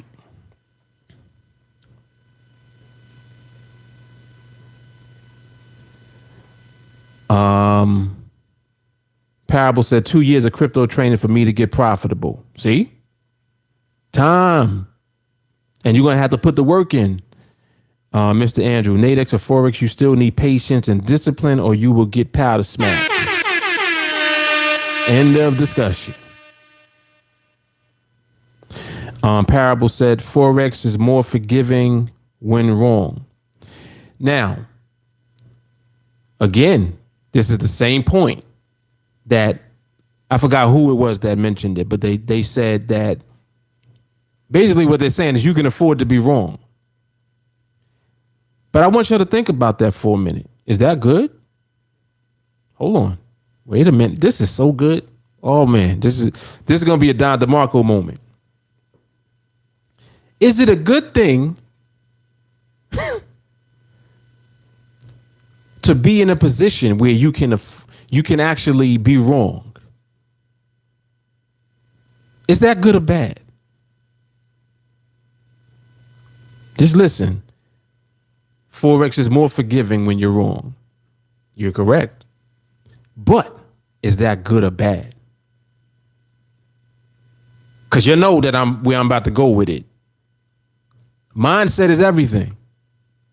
Mindset is everything. So what happens is because you are okay if you're wrong,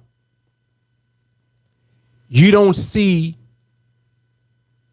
as much as you should the path that leads to not being wrong at all. Whoa. Hold on. You just remain in wrong land because it's okay to be wrong. Right? You trade in something that it's okay to be wrong. You don't have to be right. You know how I feel about that. Well, nobody's always right.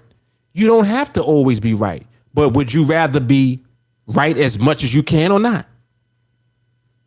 Would you rather understand why you're right and why you're wrong, or not understand anything and just be right or wrong?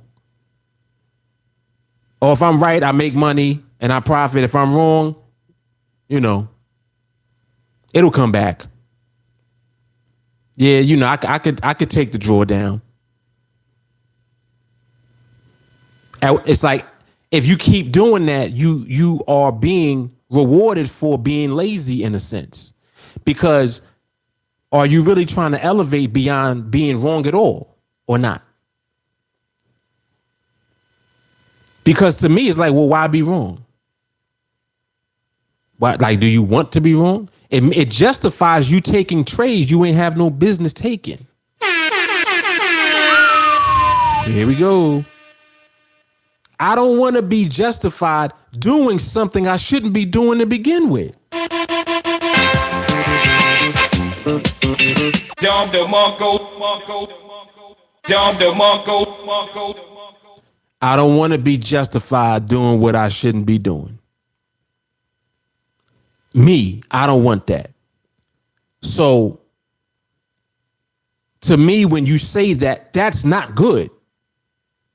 The fact that in Forex, you're forgiven for being wrong is not good to me. And again, I'm not saying this to put you guys on the defensive. I'm saying this because the question for me is, do you want to elevate above it or not?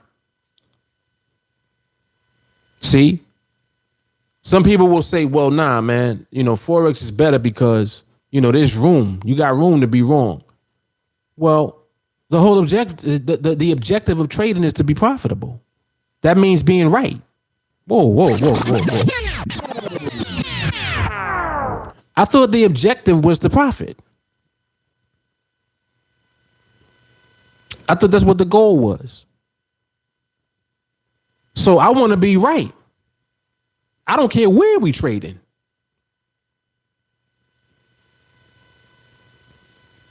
I don't want to make moves and then if I'm wrong, I can do this and finagle around and hopefully it works out. I don't want to move like that. I would rather learn about the market and not trade at all until I learned enough about the market to just be consistent, period. That's what I would rather do, but that's me. Just like I told you guys earlier, when I used to trade on these Forex platforms, when I was with FXCM, I remember there was a month. It was May because my birthday was the same month. And I kid y'all not, every day I traded that month. And it was my biggest month in Forex. I think I had earned $68,000 that month. And just like I said, I used to withdraw my profits. Like I wouldn't just let it sit in the account. So I counted all the withdrawals up. You know how many withdrawals I made that month? 100. I had 100 withdrawals because they were all different sizes. That's how frequently I used to be trading. My trades used to be quick, scalping, or what they call scalping. To me, in my mind, I wasn't even scalping. I just knew how to understand the moves and the timing. And I would go big on the trade. There was trades out $2,800 on a small move. You know what kind of lot size you need for that? $2,800. Or for 12 pip move. Huh? Yep. Come on now. $22, $23 a pip per lot. And winning. You think I would have the balls to trade that way if I wasn't confident in what I was doing in the market? Do you think I'd be able to do that consistently if I wasn't confident in what I was seeing in the market? Absolutely not. Because the proof would be that I lost, but I didn't lose. I was banging them out and killing them so much they used to be calling me all the time. I remember one time, one of the withdrawals I made got lost in the queue. And I was like, what? So what happened is anytime that, you know, you used to have to fill out the paper and then fax it to them. This is how it worked. So I had a scanner, right? I would fill out the paper to do my signature, all that. It already had the account number and everything pre-printed on it because I did it on my computer. I had all that filled out. All I had to do was fill in how much the withdrawal was for and then sign it and then fax it. So I would do all of that, scan it, and then boom, I would fax it, but I was faxing it from the computer. So it was a scanned image, right? I didn't print it out and do all of that. I didn't have to do all of that. Or if I did print it out, it was only for the purpose of signing it. Actually, I did print it out, excuse me, because I had to sign it physically. So I would print it out, sign it, scan it, and then fax it through the computer. So on one of the withdrawals that day, I had 6 withdrawals that day. 6. And I was like, all right, I see 5 of them. What happened to this one? And it was for like $1,200. So I called them up and they were like, oh, yeah, you know, sometimes they get lost in the queue. And I'm like, well, why would they get lost in the queue? He said, because you sent too many at the same time. That day, I'll never forget, I had sent 6 withdrawals within a half hour. I was trading, winning, boom, had the withdrawal form ready because I'm like, this is gonna be another one right here, bang. Another one right here, bang. Had the withdrawals ready. Every time I took trades, I withdrew whatever I made on the trade. I wouldn't wait. Like, you understand what I'm saying? It's not like I'm waiting till the end of the day and then I withdraw everything. No. Whatever I make, that's what I'm withdrawing. 1,200, 900, 1,800, 600, whatever it was. I'm withdrawing that. They got a slip for it. That day, within a half hour, 6 withdrawals. The dude was like, yeah, you sent too many at the same time. So one got lost. Go ahead and send it again. This is facts. This was FXCM. FXCM stood for Forex Capital Markets. I went to their office and everything in Manhattan. I used to go there. Come on, man. All right, so anyway, I'm just taking y'all back. This is nostalgic for me a little bit. Cause I just remember just random things. I'm like, yo, like, no, we're not here to be wrong. We're here to elevate our understanding of the market so that we can consistently be right and get paid. That's what we're doing all of this for. I'm not here to trade and hope I win. And maybe that's for me, maybe that's why I love Binaries so much, because there's no room to be wrong. Ain't no room to be wrong. So, yeah, I do believe that that's why I love it so much. So, shout out to me for that. Shout out to me.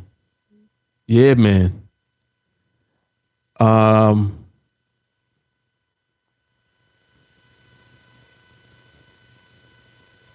Chris said, how you gonna learn discipline by getting a smack on the wrist? I bet if you get your whole ass whooped, you know better now. Yeah. Yeah. That's it right there, Chris. Yep. J. Carr said, I'm not gonna be happy with being wrong sometimes. Exactly. Exactly. That's all I'm saying. Come on now.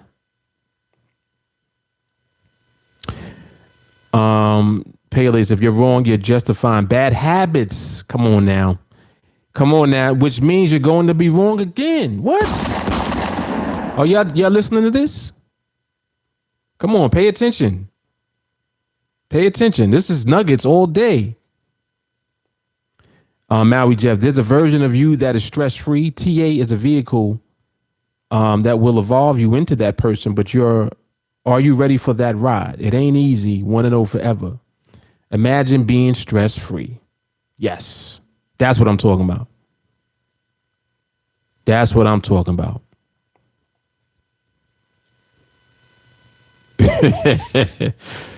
Mark, he said market makers, they had Mark on their notepad in the office. It's crazy. It's crazy. They used to know me. I think that in their like this was around the time call waiting was kind of still new. You know, so they were using call waiting. They would know that it was you calling. But I used to be I used to be having to call them back, like for withdrawal stuff. You know, stuff like that. But other than that, I never called them. They used to call me. Oh, we see that you've made, you know, quite a bit of withdrawals this week. You know, perhaps you might want to consider just combining all of them and just sending us one slip so that we don't have to deal with so many in the queue. They told me I was clogging up the queue. I'm not even making it up. It was a supervisor at the office. He said, yes, Mr. Fuller, you know, just a tad bit of advice for you. He telling me don't send so many withdrawal requests. Like, nah, that's what I do. You're going to have to process them. Like, first of all, you're making me do a new form each time. So the fact that you're doing that, you're going to deal with every one of them. I'm sending them back to back. And that's what I used to be doing. Telling me, oh, nah, combine them and only send one. No, I'm sending 5 because I made 5 different sets of profits. So here you go. It's one for each one. Yeah, I used to be doing shit on purpose just to irritate them because they was irritating me. But anyway, Doug, I'd rather be in tune with the market and know I'm going to be right and receive a winning trade at the right time. There we go. Yep. When they know that you know what you're doing, they watch you. Sure do.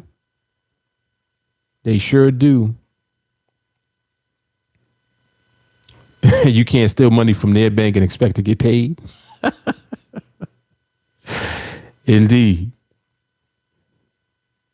Carrie said, I tried FXCM for a minute, did not have the capital to do that. But with TA, you can take $100 and scale up with TA training. That's what I'm talking about, man. Yeah, you know, don't you know? I think when I started with FXCM, the minimum to open an account was 25,000. 25 racks. Then they started lowering it after that. I think they went from 25 to 10. They went from 10 to 5, and then they finally went down to 1,000. Because you have to remember, this was at the time where they didn't have many lots.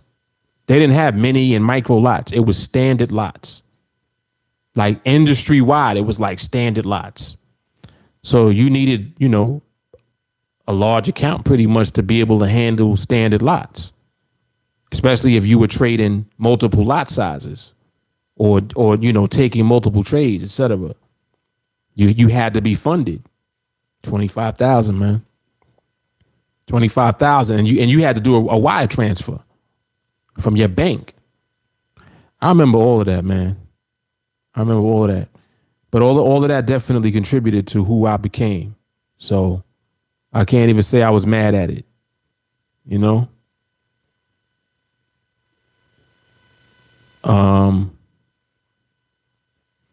What you're doing in NADEX, you can apply to Forex. Essentially, you're saying that you apply what you did in Forex to NADEX. What I am applying is understanding of the market. So from that perspective, yes, learning how to understand the market will take you to any platform and position you to be profitable, period. I don't care if it's Forex. I don't care if it's crypto. I don't care if you on Robinhood. I don't like whatever platform you're on. If you learn how to understand and interpret the market, its behavior, how it moves, and then utilize that information and apply it to the way that you're trading, that's how you'll be consistently profitable. So in that respect, 100%, 100%, it's the same. Yep, it is the same. Was Chris Terry with FXCM? He went on to run IML, and now it has changed its name again, but still it is Forex and MLM.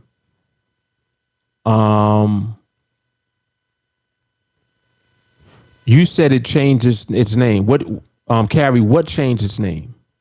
I'm not sure what you're referring to. You talking about IML or you talking about FXCM? He said, I was checking it out in 2006 and then left and then got back into Forex in 2016. Yeah, so now, yeah, I'm a little confused now what you're referring to. I'm thinking you're talking about FXCM. Because I know that I think now FXCM, if they're even still around, they're not doing business in the US because they was doing shady stuff. They was doing shady stuff, so they got banned. The same thing happened to FXDD. Oh, really? Oh, I didn't know that. IML changed its name. Interesting. Jason, please don't do that. So what is IML called now? What's the name now? Just out of curiosity. So when I hear it, I know that's what people are talking about.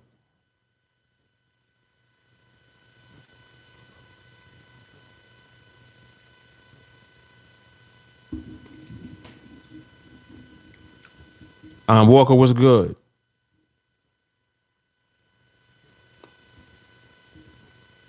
Polished man, what's going on? Yeah, definitely. Yeah, I was 28, man. 28. Determined. Ron Carter mindset wins life and every game. It's inside out every time. Yeah, absolutely. He said emphatically not bad. 100%. Mindset is everything in every area of life. Yep. Oh, HFX? Hold on. I heard about HFX. So HFX is IML? Is that what you're saying? Or you saying that that's a separate thing where they do binaries?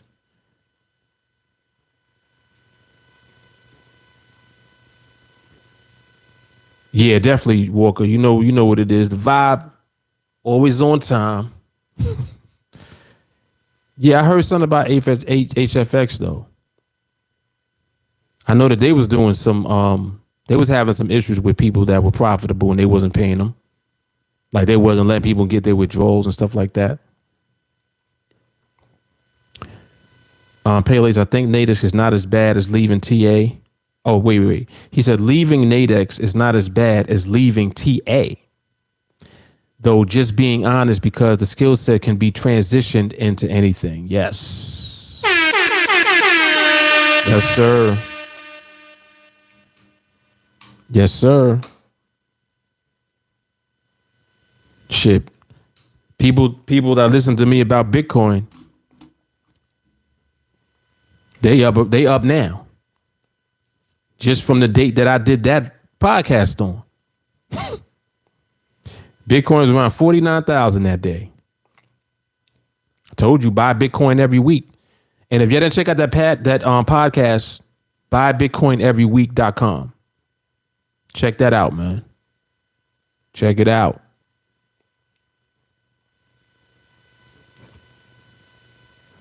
Oh, are they? I don't even know, Jay Carly. Right. Right. We really don't care. We really don't care. IML's a ripoff, Inner Circle Trader, taught by Michael Huddleston. IML is now IM Mastery Academy. Okay. Got you. Yes. So I actually have seen that name floating around. Okay. So that's IM. It's the same thing. Got you. Got you. Jay Carter said, I was pretty happy when I signed on the Coinbase today. Oh, just to make everyone aware, there was news today. I think that PayPal is incorporating the crypto payments into their platform. I think that contributed to the movement in Bitcoin going up. Put it like this, listen, man. No matter what you do, don't sell Bitcoin. That's it. The end. I don't care what you do, don't sell your Bitcoin. And buy more. Well, Mark, should I wait for it to go down first? No. I don't care what the price is. Buy Bitcoin every week. That's it. All right, now back to our regularly scheduled program. Fon said he heard mixed stories about them. I think it depends on the mentor. Yeah, and y'all know I'm never going to say anything negative about anything because, one, I don't know anything about it. Two, I'm just never going to bash anything because it could be valuable for somebody. So I'm not going to talk bad about anything. What I will do is talk about facts, though. That's why I went into today's topic with Forex, because I definitely wanted to delve into specific things that I know would be able to help, just to educate people and help people become informed. That's all. That's all. I have a lot of insight when it comes to Forex. I left my job in 2006 and traded Forex full time.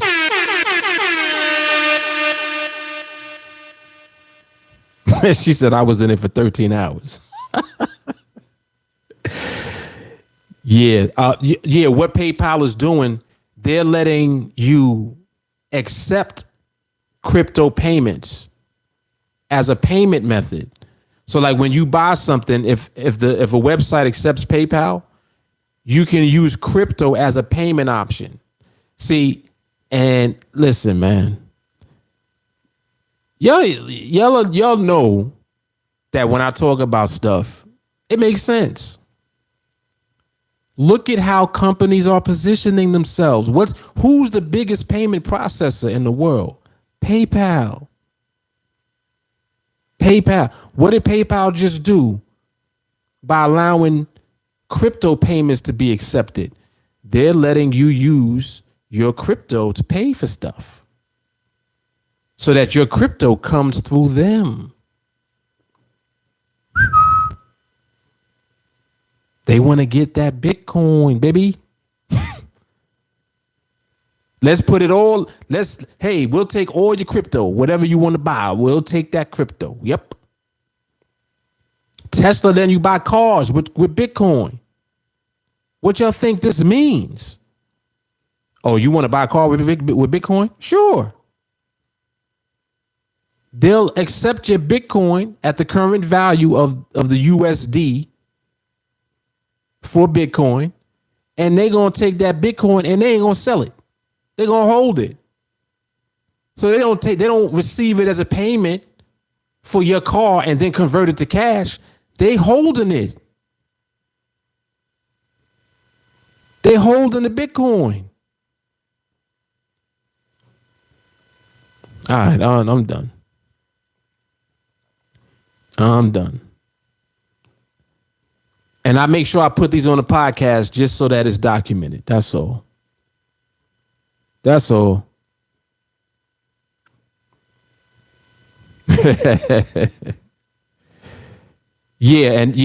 Right, pretty much. Yeah, the MLMs, they definitely focus on the recruiting aspect. Absolutely. And to be honest, I ain't mad at them. I'm like, it's an MLM. That's what you're here for, really. You know, I don't necessarily like the idea of them using the trading, aspect of everything as the product. So it's kind of like they're using trading education. But it costs a lot of money each month for that education. And it's like, are you really paying for the education? Or are you really paying for all of them high ranks and levels that people are getting to, and for the compensation plan of the MLM portion of the business? Like, which one is it? We know which one it is. So like I said, I ain't mad at them. They doing what they do. They doing what they do. Yeah, PayPal, exactly. Another company to validate Bitcoin. Y'all got to understand, every company's going to do it. Wait, hold on.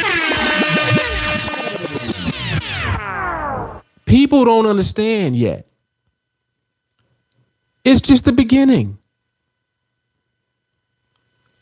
Listen, Bitcoin is a bank in cyberspace. Right now, your money being printed is diluting the value of your money. You buy less things with it. The value of the cash that we use, the money that we're using, the currency that we're using is less and less every year. It's getting less and less. They can't print more Bitcoin. When Bitcoin is finished being mined, there'll be 21 million total Bitcoin, and that's it. That's it. In the bank of cyberspace. Now you got a bank in cyberspace where money can go. So anyone looking to hold on to something as a store of value so that their money does not get deflated through inflation, where they gonna put their money?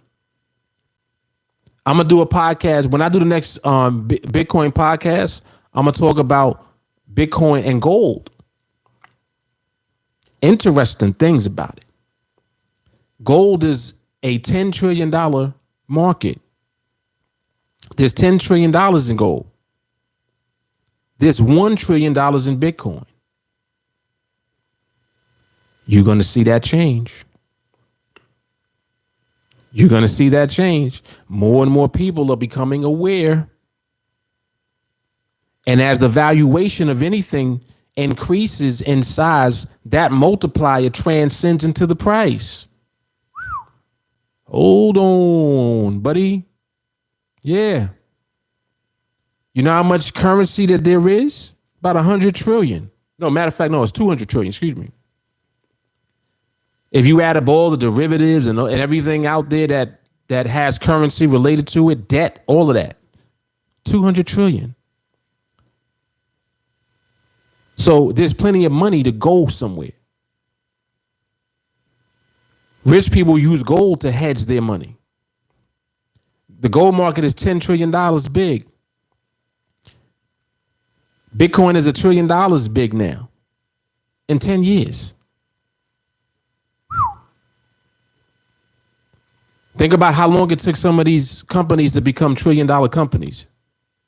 How long did it take Apple? How long Apple been around for? Do the math. Apple hit $1 trillion in valuation. I'm just saying. Bitcoin hit $1 trillion in valuation, and then they did it in 10 years. Bitcoin is something else. You don't understand what it is yet. But again, you don't got to understand what it is to move. You don't need to understand everything about it. Buy Bitcoin every week. That's it. Dom DeMarco, Dom DeMarco. All right, y'all, I'm done for now. Let me get up out of here. Let me go warm up this coffee. All right, y'all, man. So you know what it is. Episode number 22. Brooklyn Moses Podcast, Season 2. This was a goodie. This was a goodie. I told y'all it was going to be good, man. Rant Man definitely in the building, doing his thing. And again, I hope that you guys get tremendous value from this. Make sure that you go to the BrooklynMosesPodcast.com to check out the audio version of this that you just watched. And check that out so we can get the podcast numbers up. All right. BuyBitcoinEveryWeek.com. Check out that podcast. Check it out if you haven't seen it already. If you did see it, watch it again. And that's about it. So we'll be back on the podcast mañana. And if I have time to do a live market observation, I will. If not, y'all know what it is. All right. Mark Fuller. We back on TeamAlliance. We out. Oh, let me mute this. This thing is always on. I didn't even know this was on. All right, y'all. I'm out. Peace. On top. Hey, I'm on top. Really, I'm on top. Yeah. Whole crew on top. Really, we on top. Wake up every morning with drive. Been on the grind, know I had to survive. We had to win. Started from the dirt and the rubble. I had to be the needle that was popping your bubble, letting the air out. Walking with a clear route. How we gon' rise today? I'm making mine today. Go make yours. Double back and flip the proceeds. Last year on the corner sipping OE. Had to get off the block. Best friend smoking rock. Best man called the cops. Rose from the city that never sleeps. It's the melting pot. I came through with purpose. I never question if it's worth it, homie. I'm on top. Really, we on top. I'm on top. See me, I'm on top. We on top. Whole crew on top.